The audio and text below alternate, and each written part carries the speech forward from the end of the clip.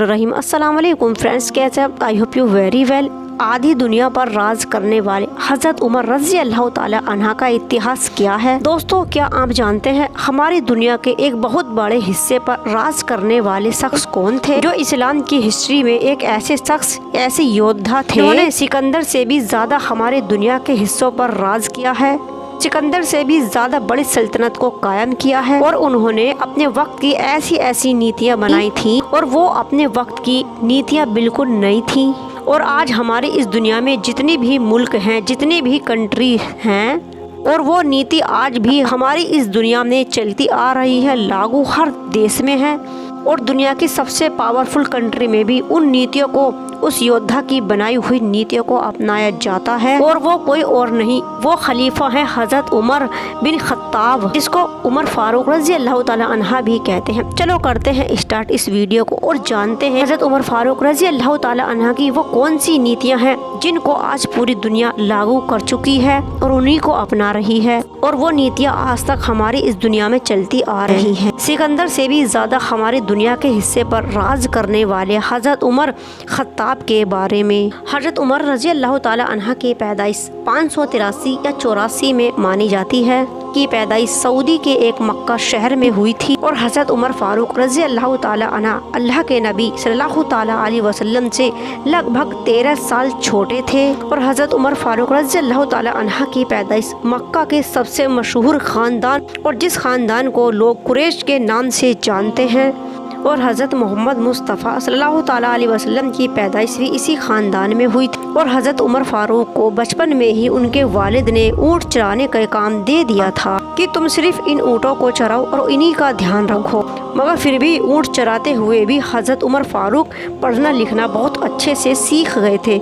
यहाँ तक के बड़े होने से पहले ही हजरत उमर फारूक रजी अल्लाह ताला अन्हा ने घुड़सवारी और भी बहुत कुछ सीख लिया था। और घुड़सवारी करना आप इतने अच्छे से जान चुके थे कि घोड़े के दौड़ने के बावजूद भी आप उसके ऊपर बैठ जाया करते थे। यहाँ तक के इस्लाम कबूल करने से पहले और इस्लाम कबूल करने के बाद आप इतनी अच्छी कुश्ती भी करते थे कि बड़े बड़े पहलवानों को भी आप यूं ही हरा दिया करते थे। और हजरत उमर के साथ बड़े बड़े पहलवान भी कुश्ती करने से डरा करते थे क्योंकि उनको अपनी हारने का डर होता था। और हजरत उमर फारूक रजी अल्लाह ताला अन्हा के वालिद अपने खानदान के सरदार थे, सारा खानदान उन्हीं के पीछे होता था और कोई भी उनकी बात को नहीं काटता था। सब लोग उन्हीं की बातों को माना करते थे और कोई भी ऐसा खानदान में नहीं था जो उनकी बात को काट सकता था।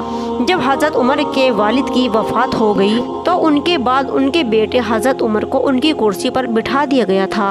और हजरत उमर का भी वो मकाम हुआ करता था जो उनके वालिद का हुआ करता था। हजरत मोहम्मद मुस्तफ़ा सल्लल्लाहु ताला अलैहि वसल्लम के दौर में सबसे ज्यादा सख्त और गर्म मिजाज किसी और का नहीं था। और हजरत उमर फारूक रजी अल्लाह ताला अन्हा से बहुत से लोग तो घबराया करते थे कि हजरत उमर बहुत ही जल्दी गुस्से में आ जाया करते थे और बहुत होशियार लोग भी आपसे डरा करते थे, आपके सामने आने से घबराया करते थे। जब अल्लाह के नबी सल्लल्लाहु ताला अलैहि वसल्लम ने मक्का के लोगों के सामने खुलकर ये बताया कि मैं अल्लाह का भेजा हुआ नबी, मोस्टली लोगों ने आपको इनकार कर दिया था और आपको नबी मानने से भी मना कर दिया था और इस्लाम के पैगंबर को बहुत सताने लगे थे। और जब मक्का के लोगों ने अल्लाह के नबी सल्लल्लाहु ताला अलैहि वसल्लम को सताना शुरू किया तो उस वक्त हजरत उमर रजी अल्लाह ताला अन्हा कुल 26 साल के थे और मक्का के ज्यादातर लोगों ने अल्लाह के नबी को मानने से इनकार कर दिया था और ना वो आपके ऊपर ईमान लाए थे। बस कुछ ही लोग थे जो आपके ऊपर ईमान लाए और आपका साथ दिया करते थे। और जो कुफ्फार लोग थे वो इसी मौके में रहते थे। जो चंद लोग ईमान लाए हैं उनको तकलीफ कैसे दी जाए, कि कैसे उनको सताया जाए, बस वो यही चाहते थे कि उन लोगों को इतना सताया जाए कि इस डर से वो इस धर्म को छोड़कर अपने बाप दादाओं के धर्म के अंदर वापस लौट आए। यहाँ तक कि हजरत उमर भी इस्लाम के सबसे बड़े दुश्मन थे। जब एक बार मक्का के कुछ लोग बैठकर ये मशवरा कर रहे थे कि क्यों ना मोहम्मद को ही कत्ल कर दिया जाए, ना मोहम्मद रहेगा और ना हमारी ये मुसीबत रहेगी। जब आपस में बैठकर सभी लोग ये मशवरा, ये विचार कर रहे थे कि आखिर अब मोहम्मद को कत्ल कौन करेगा, तो हजरत उमर जो एक जवान इंसान थे से में खड़े हो गए और कहने लगे कि मोहम्मद को मैं कत्ल करूंगा। हजरत उमर ने तलवार निकाली और घोड़े पर सवार हुए और मोहम्मद सल्लल्लाहु ताला अलैहि वसल्लम की घर की तरफ रवाना हो गए। हजरत उमर रजी अल्लाह ताला अन्हा को रास्ते में एक ऐसा शख्स मिला जो इस्लाम को कबूल कर लिया था, लेकिन दुनिया के सामने एक्सेप्ट नहीं किया था, लेकिन फिर भी वो मुसलमान हो गया था। उस शख्स ने कहा, उमर कहाँ जा रहे हो? हजरत उमर ने कहा कि आज मैं मोहम्मद को ख़त्म कर दूंगा, ना रहेगा मोहम्मद और ना रहेगी ये परेशानी। उस शख्स ने कहा, ए उमर, मोहम्मद को बाद में कत्ल करना, पहले अपने घर को देखो, तुम्हारे घर में क्या हो रहा है? उमर ने कहा कि क्या मतलब, क्या हो रहा है?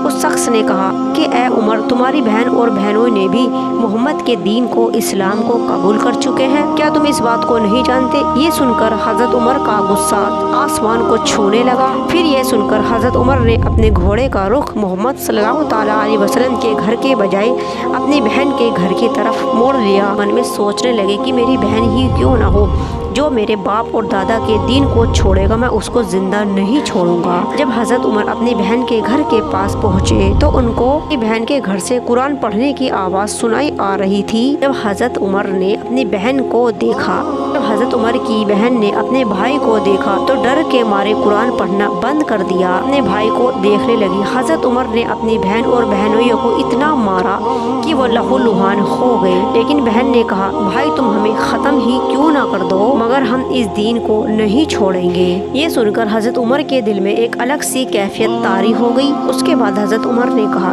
कि वो दिखाओ जो तुम अभी पढ़ रही थी। बहन ने वो कुरान का एक बरखा अपने भाई को दिया। जैसे ही हजरत उमर ने कुरान की सूरत ए तौबा को पढ़ना शुरू किया तो उसी वक्त हजरत उमर का दिल बदलना शुरू हो गया था। वही दिल जो कुछ देर पहले गुस्से से आग बबूला हो रहा था, अब वो कुरान की आयत को पढ़कर शांत होना शुरू हो गया था। फिर हजरत उमर अपनी बहन के घर से निकले, घोड़े पर चढ़े और मोहम्मद सल्लल्लाहु ताला अलैहि वसल्लम की घर की तरफ मुड़े। मोहम्मद सल्लल्लाहु ताला अलैहि वसल्लम अपने कुछ सहाबाओं के साथ छुप कर बैठे हुए थे। जब हजरत मोहम्मद मुस्तफ़ा सल्लल्लाहु ताला अलैहि वसल्लम को हजरत उमर ने सहाबाओं के साथ बैठा हुआ देखा तो सभी सहाबाओं ने हजरत उमर को देखकर खड़े हो गए और अपनी तलवारें निकाल ली। हजरत उमर ने कहा कि अपनी तलवारों को अंदर रख लो, मैं तुमसे लड़ने के लिए नहीं आया, बल्कि मैं तो मोहम्मद बिन अब्दुल्ला के हाथों पर बैत करने आया हूँ। ये सुनकर मोहम्मद सल्लल्लाहु ताला अलैहि वसल्लम और आपके सहाबा बहुत खुश हुए कि मोहम्मद मुस्तफ़ा सल्लल्लाहु ताला अलैहि वसल्लम की छोटी सी जमात में एक बहुत बड़ा योद्धा शामिल होने आया था, जिससे मक्का शहर का हर इंसान डरता था। और हज़रत उमर का इस्लाम कबूल करने से मोहम्मद सल्लल्लाहु ताला अलैहि वसल्लम इतने खुश हुए कि ज़ोर से नारा बुलंद किया, अल्लाहु अकबर। सभी सहाबा कह उठे, नारे तकबीर अल्लाहु अकबर। और जिसको हर मुसलमान आज नारे तकबीर अल्लाहु अकबर कहते हैं, ये नारा वहीं से शुरू हुआ था जब हज़रत उमर ने इस्लाम कबूल किया था। और हज़रत उमर वो 40वें इंसान थे जिन्होंने इस्लाम कबूल किया था। उससे पहले 39 मुसलमानों ने इस्लाम कबूल किया था और वो 39 मुसलमान डर कर अपनी पहचान छुपाकर अपने घरों में ही अल्लाह की इबादत किया करते थे। जिस दिन हज़रत उमर ने इस्लाम कबूल किया था उस दिन 39 मुसलमानें खुश होकर अल्लाह की इबादत करनी शुरू कर दी थी। उस दिन काफिर लोग कह रहे थे, जरा से मुसलमानों ने हमसे अपना बदला ले लिया है। लोगों का कहना था कि जिस रास्ते से हज़रत उमर गुजरते थे शैतान भी कभी नहीं गुजरता था, इसीलिए हज़रत मोहम्मद सल्लल्लाहु ताला अलैहि वसल्लम ने उन्हें फारूक का लक़ब दिया था, और जिसका मतलब होता है सच और झूठ को अलग करने वाला, क्योंकि हज़रत उमर सच और झूठ को अलग करते थे। अल्लाह के नबी सल्लल्लाहु ताला अलैहि वसल्लम ने फरमाया, अगर मेरे बाद कोई नबी होता तो वो हज़रत उमर होते। इतना बड़ा ओहदा दिया अल्लाह के नबी सल्लल्लाहु ताला अलैहि वसल्लम ने हज़रत उमर को। और जब अल्लाह के नबी सल्लल्लाहु ताला अलैहि वसल्लम 63 साल की उम्र में इस दुनिया से वफात पा चुके थे, यानी इस दुनिया को हमेशा के लिए छोड़कर अलविदा कहकर चले गए थे, तो उस वक्त पूरे मक्का में इस्लाम पूरी तरह से फैल चुका था। और मोहम्मद सल्लल्लाहु ताला अलैहि वसल्लम की इस दुनिया से चले जाने के बाद इतनी बड़ी मुस्लिम कौम को एक काबिल और लीडर की ज़रूरत, और फिर मक्का के लोगों ने हज़रत अबू बकर सिद्दीक़ रज़ी अल्लाह ताला अन्हा को अपना खलीफा बना लिया था। हज़रत अबू बकर सिद्दीक़ रज़ी अल्लाह ताला अन्हा के खलीफा बनने के बाद वो भी 2 साल के बाद इस दुनिया से रुखसत हो गए थे। हज़रत अबू बकर सिद्दीक़ रज़ी अल्लाह ताला अन्हा के बाद लोगों ने सलाह मशवरा किया और हज़रत उमर फारूक रज़ी अल्लाह ताला अन्हा को अपना खलीफा बना लिया था। और हज़रत उमर ने 10 साल तक अपनी खिलाफत को कायम रखा और हजरत उमर ने 10 सालों में इतनी बड़ी खिलाफत कायम कर ली थी। और हजरत उमर ने जो इस ज़मीन में अपनी सल्तनत कायम की थी, इतनी ताकतवर सल्तनत बन चुकी थी कि वो उस वक्त की सल्तनत सुपर पावरफुल बन गई थी। और हजरत उमर की फ़ौज जिस तरफ अपनी फ़ौज का रुख करती थी, उस वक्त वो सुल्तान मुसलमान बन जाया करते थे। हजरत उमर ही एक ऐसे खलीफा थे जिसकी सल्तनत में सबसे ज़्यादा मुसलमान लोग बने थे, यानी मुसलमान में लोग शामिल हो गए थे। हजरत उमर और उनकी फ़ौज ने उस इलाके को भी फतह कर दिखाया जिसका फतह करना मुमकिन ही नहीं था। उसको फतह किया और इस्लाम में भी दाखिल किया। जैसे इराक, ईरान, रूस जैसे ताकतवर सल्तनत को भी हरा दिया था। और कुछ सेना ऐसी थी जो खुद को बहुत ताकतवर समझती थी और घमंड किया करते थे, लेकिन वो सल्तनत भी आपके सामने टिक न सकी थी। और बैतुल मुक़द्दस जो फिलिस्तीन में मौजूद है, उसको इस्लाम, यहूदी, ईसाई अपना पवित्र स्थल मानते हैं। उस पाक जगह को भी हजरत उमर ने अपने वक्त में फतह कर लिया था, वरना उसको तो मुसलमानों से पहले ही छीन लिया गया था। और फिर काफी वक्त गुजरने के बाद वो मुसलमानों के हाथों से चला गया था। उसको बाद में सलाउद्दीन अय्यूबी ने बाद में फतह कर लिया था। जब हजरत उमर ने बैतुल मुक़द्दस के आसपास के सभी इलाकों को जीतने के बाद बैतुल मुक़द्दस की तरफ हजरत उमर की फौज रवाना हुई और बैतुल मुक़द्दस को चारों तरफ से घेर लिया था। फिर वहाँ के लोग मुसलमानों से डरने लगे और ये कहने लगे कि हम बिना लड़े ही बैतुल मुक़द्दस को तुम्हारे हवाले कर देंगे, लेकिन हमारी एक शर्त होगी, सुलहनामा हजरत उमर खुद आकर बैतुल मुक़द्दस के ऊपर साइन करेंगे, फिर हम इस बैतुल मुक़द्दस को तुम्हारे हवाले कर चले जाएंगे। उसके बाद हजरत उमर की फौज ने जब एक खत हजरत उमर को लिखा और सारी बात बताई, सुलहनामा हजरत उमर से साइन करने के लिए कहा और बैतुल मुक़द्दस की शर्त के बारे में बताया, तो हजरत उमर रज़ी अल्लाह ताला अन्हा ने जब ये खत पढ़ा तो फ़ौरन ही बैतुल मुक़द्दस की तरफ रवाना हुए और मदीने में अपनी जगह हजरत अली को खलीफा बनाकर सारा काम उन्हीं के ऊपर सौंप कर आप अपने एक गुलाम के साथ फिलिस्तीन की तरफ रवाना हो गए थे। बैतुल मुक़द्दस से मदीने का सफ़र काफ़ी लंबा था, इसीलिए हज़रत उमर और उनका गुलाम दोनों ही सफ़र कर रहे थे। हज़रत उमर ऊँट को चलाते और कभी उनके गुलाम ऊँट को चलाते। ये करते करते फिलिस्तीन का लंबा सफ़र तय कर लिया था। फिलिस्तीन आप दोनों पहुँचे तो ऊँट के ऊपर हज़रत उमर के गुलाम बैठे हुए थे, उमर ऊँट को चला रहे थे। जब आप फिलिस्तीन पहुँचे तो वहाँ के लोगों को लगा ऊँट के ऊपर बैठे हैं वो हज़रत उमर हैं और जो पैदल चल रहे हैं वो हज़रत उमर के गुलाम हैं। और आपका रहन सहन बिल्कुल गरीबों वाला, बिल्कुल नॉर्मल था। के कपड़ों में जगह जगह तैमंद लगे हुए थे और वो कपड़े फटे हुए भी थे। और जब वहाँ के लोगों को ये पता चला कि हज़रत उमर वो नहीं है जो ऊँट के ऊपर बैठे हुए हैं, बल्कि वो हैं जो ऊँट को पैदल चला रहे हैं, तो उन लोगों को यकीन ही नहीं हो पाया कि जो इंसान अपने वक्त का सबसे बड़ा खलीफा है और वो ऐसी सादा जिंदगी जीते हैं। इस बात को देखकर और सुनकर वहाँ के लोग हैरान थे। उमर ने सलहनामा लिखा और इस तरह से हज़रत उमर ने बैतुल मुक़द्दस को हासिल कर लिया था। और फिर जब वहाँ के लोगों ने हज़रत उमर रज़ी अल्लाह ताला अन्हा का रहन सहन देखा और उनकी सादगी देखी, तो वहाँ के लोग आपसे बहुत ही ज़्यादा इम्प्रेस हुए और इम्प्रेस होकर बहुत से लोगों ने हज़रत उमर को ऐसे देखकर आपके ऊपर इस्लाम कबूल कर लिया था, यानी इस्लाम में दाखिल हो गए थे। हज़रत उमर की खिलाफत का दौर जंग जीतने के साथ साथ इंसाफ करने के लिए भी बहुत ज़्यादा मशहूर है। वो इस बात का खास ख्याल रखते थे कि किसी के भी साथ ना इंसाफी ना होने पाए। हजरत उमर ने ऐसी पॉलिसी, ऐसे नियम बनाए जो बड़े बड़े देशों में आज भी लागू हैं, लेकिन और धर्म के लोगों को तो क्या, अपने ही धर्म के, अपने ही कौम के लोगों को ये बात नहीं मालूम। सिस्टम, जो नियम सारी दुनिया में लागू किए गए हैं, किसने बनाए, जो आज सारे मुल्कों में लागू हैं। और आज की हमारी दुनिया सिकंदर को ही सबसे बड़ा हुक्मरान मानती है और सारी दुनिया का ये मानना है कि सिकंदर ही वो इंसान था जिसने सबसे बड़े साम्राज्य की स्थापना की थी। उन्हें सिकंदर की इस बात को मान के रखा है।